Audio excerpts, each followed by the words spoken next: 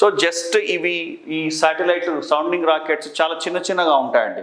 Just కొన్ని మన ఒక చేతి పొడవు మాత్రమే ఉంటాయి. 1 మీటరు, 1 మీటరు, 1.5 మీటర్ ఈ రేంజ్లోనే ఉంటాయి సౌండింగ్ రాకెట్స్. పెద్దగా మీటర్ల కొద్దీ అట్లా ఉండవు.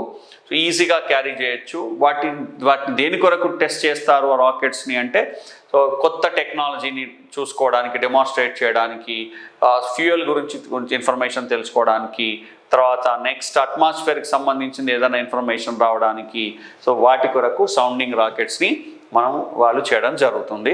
దీంట్లో ఘన ఇంధనం ఉంటుంది.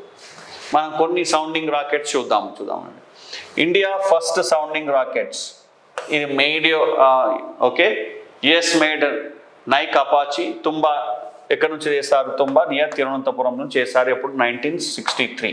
సో అది మన దగ్గర తయారు కాలేదు. భారతదేశంలో తయారైనటువంటి ఫస్ట్ సౌండింగ్ రాకెట్ని ఈ తుంబా నుంచి ప్రయోగించారు. అదేంటంటే నైక్ అపాచీ. ఎప్పుడు 1963లో.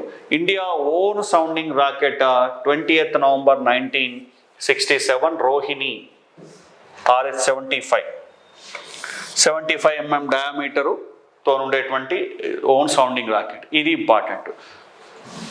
India first sounding rocket, India own sounding rocket ఏంటంటే Rohini RH-75.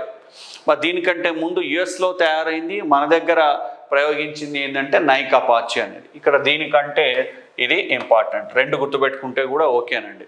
Science and technology, space technology development in India అనే కాన్సెప్ట్ చూస్తే ఇది అడిగే అవకాశం ఉంది. ఎందుకంటే మనకు ఫస్ట్ చాప్టర్లో మొత్తం అంతా science and technology development in India అనే ఉందండి.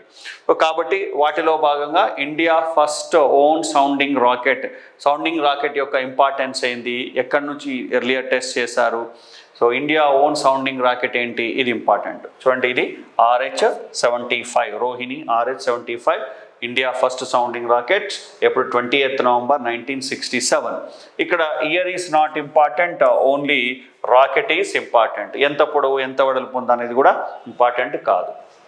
చూడండి, అప్పట్లో జస్ట్ సైకిల్ మీద, ఒక బైసికిల్ మీద ఈ సౌండింగ్ రాకెట్ని తీసుకెళ్లేవారు. సింపుల్గా ఒక చిన్న లాంచ్ ప్యాడ్.